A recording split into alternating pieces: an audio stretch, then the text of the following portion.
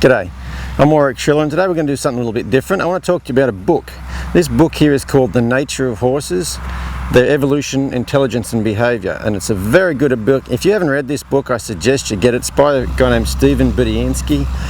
He's some sort of a science and nature writer, but anyway, it's a very good book, and what he does is takes a lot of time with horses and kind of condenses them all into one little place you can look at. But a lot of these experiments that behaviourists have done with horses tell us exactly why the type of training we do works, or why your training won't work. You know, I'll give you a good example. In here, he's talking about, you know, there's one thing here where they're talking about how horses think and stuff, and he's talking about, he says that it's easy to have a horse trained to an obvious stimulus, such as like go forward by whacking them with a crop. He's an English writer, so he talks about using a crop. You know, it's easy to have them go forward off a whack with a crop. Once they can do that, it's fairly easy to introduce a new, more subtle and different kind of stimulus to replace it, such as squeezing slightly with your legs. Okay, so he says this replacement of an old stimulus with a new one is called trace conditioning. The new cue is given first, followed by the old familiar one until the horse responds.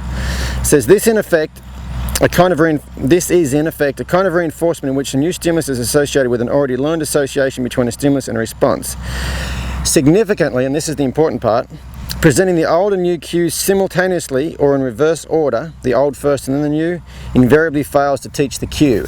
And if you watch my recent clip on talking to your horse, where I said, you know, a lot of people talk to their horse, they say, you know, they lunge him and they crack the whip and then they say "Trot." That horse is not going forward because they say "Trot," it's going forward because they crack the whip. If you're going to teach them anything like that, you want to make sure that the subtle cue, the trot or whatever it is, comes before the thing that's more obvious, you know. Recently I've had some people asking me about how you teach a horse to neck rein, so I figured that ties in perfectly well with this. So I'll jump on a horse and I'll show you how the two tie in. So when we teach these young horses to steer, usually it's just with one rein. If I touch this rein, they steer like that. Now, that's the beginning, and like Stephen Budiansky said in that book, once they can respond to an obvious cue, then you use a more subtle cue to do this, what they call trace conditioning. So teaching them the neck rein's the same thing. When they can steer off this rein and they do it perfectly every time, then all you do is, right before you steer with this one, you lay that rein, steer with that one, let go. Lay that rein, steer with that one, let go. It's very subtle, but after a long time they get it. But like he said in the book, if you do them both at the same time, or the old one first and new one second, it invariably fails to teach them anything. So, you know, and I'm very aware of that riding these horses all the time. When I'm riding a young horse, my goal is to teach them to steer one-handed eventually, okay? And let's say it takes 100,000 repetitions to teach them to do it. You know, you're probably thinking that's a lot of repetitions, but if you think about it, if you did it 500 times a day for 6 months, what's that? 6 months, that's 180 days times 500, there's 90,000 repetitions there. Let's say it takes 90,000 repetitions. If every chance you get to do it, you need to do it, because then there's one less. You know, like if I'm riding along here and I lay that rein and do that, okay, now I've got 89,999 repetitions left to go before he gets it. Do it again. Now I've got 89,998, so on and so forth. So every time you steer them without teaching them that, you're cheating yourself of getting closer to your goal.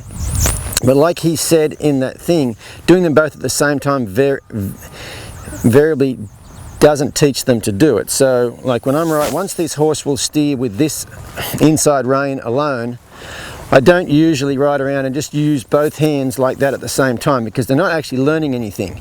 If you lay this one first and then this one second, they're actually learning to get off that outside rein. And usually once I start working on this, I'm always working on it. No matter where I want to go, if I want to just walk over here, I'm going to lay that one first, then steer with that one. Because like I said before, you're kind of cheating yourself out of getting to your end goal if you use them both at the same time, or if you do this. If you steer with this one and then lay this one, they're not going to learn how to do it if you do that outside rein second. And eventually, when you do that, you know, they'll eventually go. They go when the outside rein hits their neck. And then on his older horses, once they know it, you're walking along. If I lay that rein there, his nose goes and he turns like that. Put my hand back in the middle, he should go straight.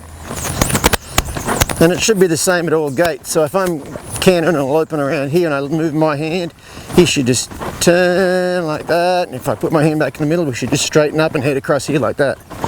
I'll turn again, I move my hand slightly. He starts to turn.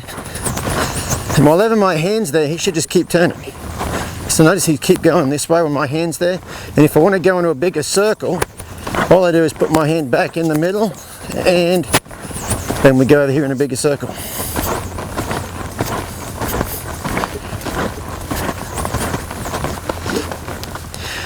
So anyway, that's a little bit of a snippet from the nature of horses, and I plan to do more of these clips and show you how the training actually is related to what's in that book. So it's a good book, you should go and buy it.